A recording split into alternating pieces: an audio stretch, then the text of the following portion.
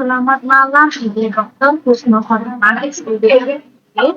Pertama-tama, marilah kita panjatkan puji syukur kehadiran Allah Subhanahu wa Ta'ala karena atas rahmat dan karunia-Nya kita dapat melaksanakan presentasi ini sebagai bagian dari mata kuliah kajian ekonomi. Perkenalkan, nama saya Arinda Fitria dan saya akan memandu jalannya presentasi kali ini. Pada kesempatan kali ini, saya akan membawakan presentasi yang telah saya dan kelompok saya siapkan dengan topik yang telah diberikan oleh Ibu Dr. Kusno Khotimah SPD. Sebelumnya, izinkan saya memperkenalkan anggota kelompok, yaitu yang pertama saya sendiri, Arina Liana Fitria dengan akhiran NIM 186 dan rekan saya Ika Kusuma Mariani dengan akhiran NIM 192. Saya Vanda Nurlista dengan akhiran NIM 193. Saya Archita Septanti Rahmananisa dengan akhiran NIM 208. Saya Miranti Ayu Tias dengan akhiran NIM 213. Saya Khairi Zakia dengan akhiran NIM 219. Baik, untuk kelancaran presentasi kami, izinkan saya menyampaikan beberapa hal. Yang pertama yaitu presentasi ini direkam agar dapat diakses oleh dosen dan mahasiswa lainnya sebagai dokumentasi pembelajaran. Yang kedua, mohon maaf apabila terdapat kekurangan dalam penyampaian atau teknis selama rekaman berlangsung. Tanpa berlama-lama lagi, mari saja kita mulai. Saya serahkan kepada rekan saya untuk memulai presentasi.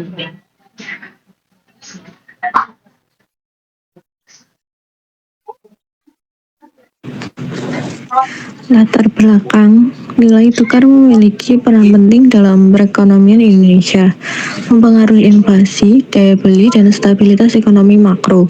Fluktuasi nilai tukar dapat meningkatkan biaya barang impor, sedangkan depresiasi rupiah membuat produk ekspor lebih kompetitif di pasar internasional. Ketika nilai tukar melemah, ekspor cenderung meningkat dan impor menurun. Sebaliknya, jika menguat, impor meningkat dan ekspor menurun. Oleh karena itu, pengelolaan nilai tukar yang stabil sangat penting untuk menjaga keseimbangan dalam sektor perdagangan dan pertumbuhan ekonomi.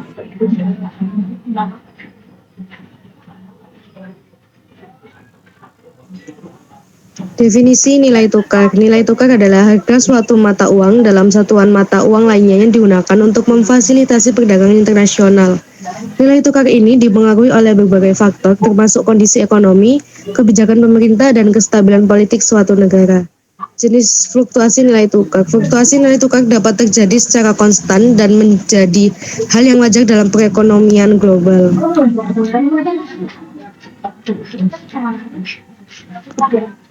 Fluktuasi ini dapat berupa 1. Depresiasi dan 2. Apresiasi.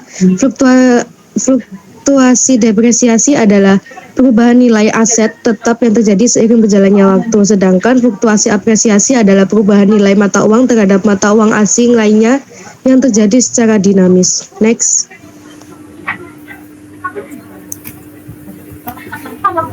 Baik, selanjutnya yaitu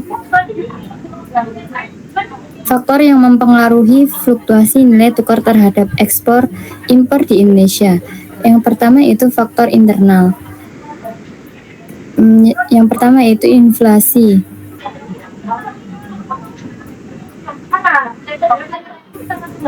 Yang kedua,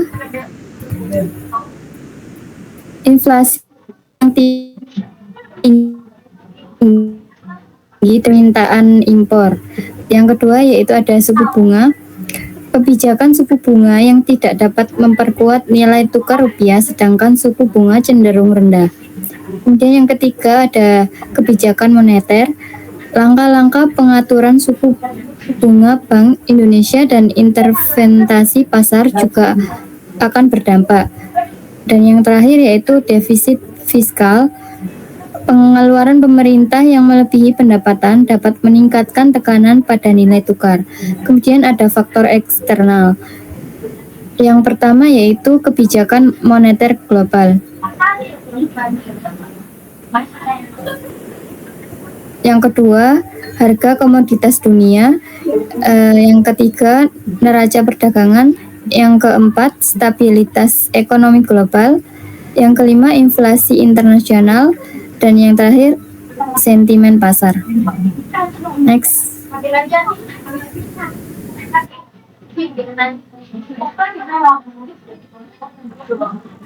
Selanjutnya yaitu dampak fluktuasi nilai tukar terhadap kinerja ekspor impor di Indonesia. Fluktuasi nilai tukar mata uang yang mencakup depresiasi dan apresiasi memiliki dampak yang signifikan terhadap kinerja ekspor impor Indonesia. Berikut beberapa dampaknya.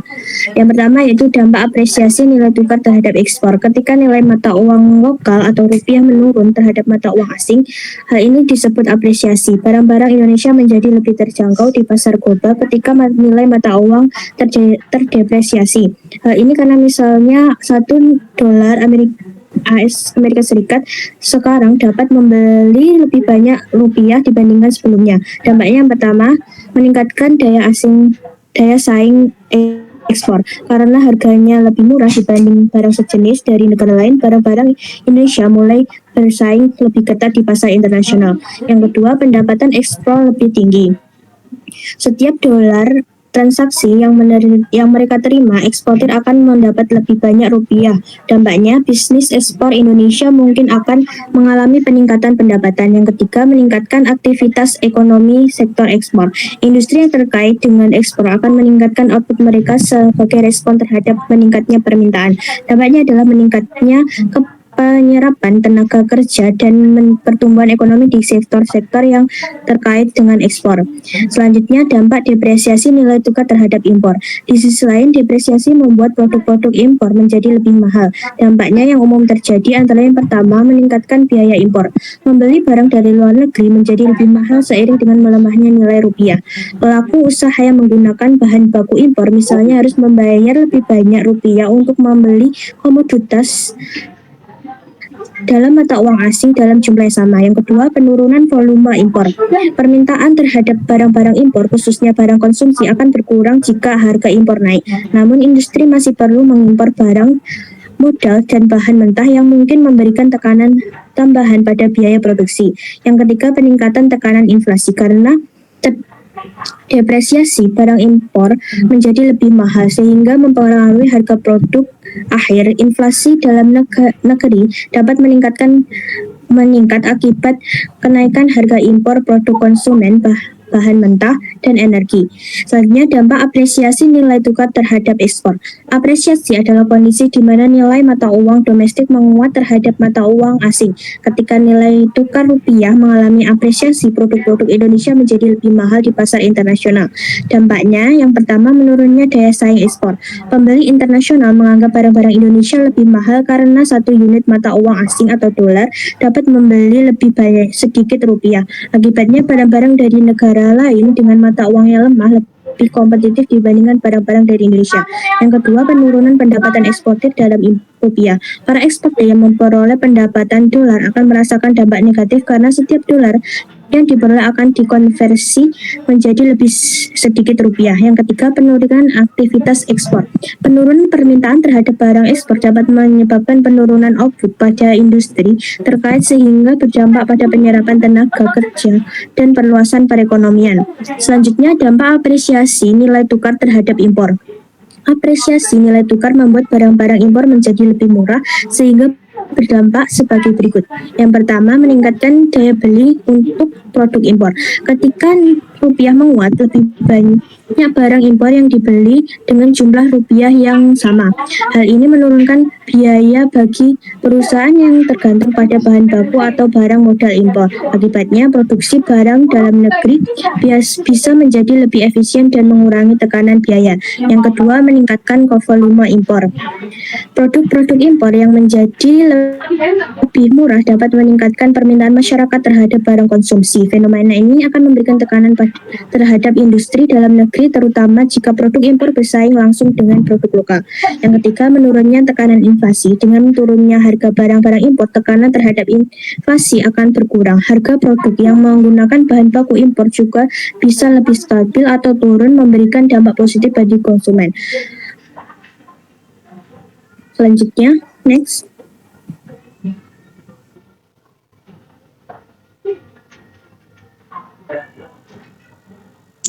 Baiklah, selanjutnya adalah kebijakan dan upaya pemerintah untuk mengatasi fluktuasi nilai tukar. Yang pertama adalah kebijakan moneter yang terdiri dari penyesuaian suku bunga serta intervensi pasar valuta asing. Yang kedua terdapat kebijakan fiskal, yaitu ada pengelolaan anggaran serta peningkatan cadangan devisa internasional. Yang ketiga ada reformasi struktural yang terdiri dari diversifikasi ekonomi serta peningkatan infrastruktur. Yang keempat ada kebijakan perdagangan yang meliputi pemberian insentif ekspor serta perjanjian perdagangan. Next.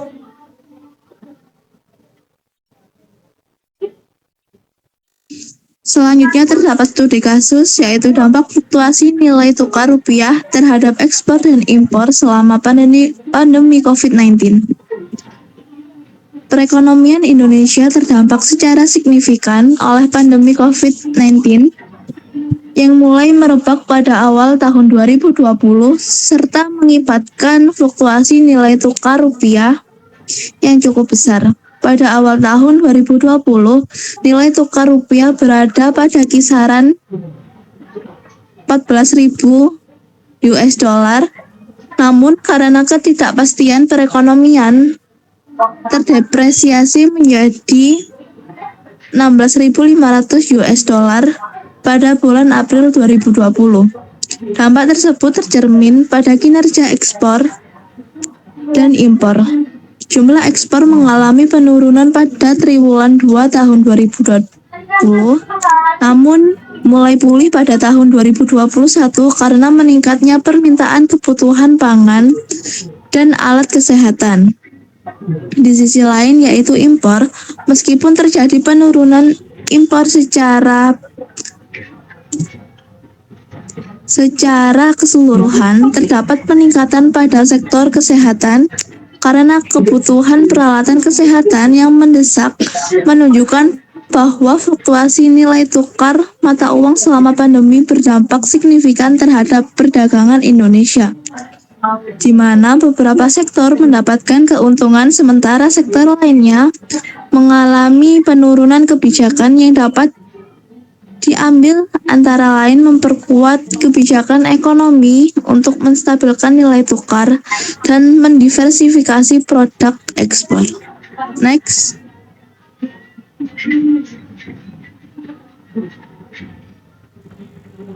Baik, kesimpulan dari presentasi kami adalah bahwa fluktuasi nilai tukar itu sangat berpengaruh pada kinerja ekspor serta impor di negara Indonesia. Nah, pelemahan rupiah ini meningkatkan daya saing ekspor karena harga produk itu lebih kompetitif.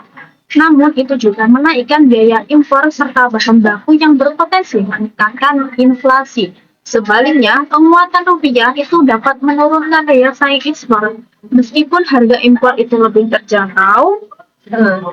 Oleh karena itu, diperlukan kebijakan moneter dan kebijakan fiskal yang tepat, serta perlunya strategi dengan mempertimbangkan faktor internal dan eksternal untuk menjaga keseimbangan atau stabilitas nilai tukar dan stabilitas ekonomi. Baik, demikianlah presentasi yang dapat kami sampaikan. Kami mengucapkan terima kasih kepada Ibu Dr. Husnul Khotimah, SPD MPD, atas bimbingannya dalam mata kuliah ini. Kami berharap apa yang telah kami sajikan dapat memberikan manfaat bagi pembelajaran kita bersama. Izinkan saya menutup presentasi ini. Wassalamualaikum warahmatullahi wabarakatuh.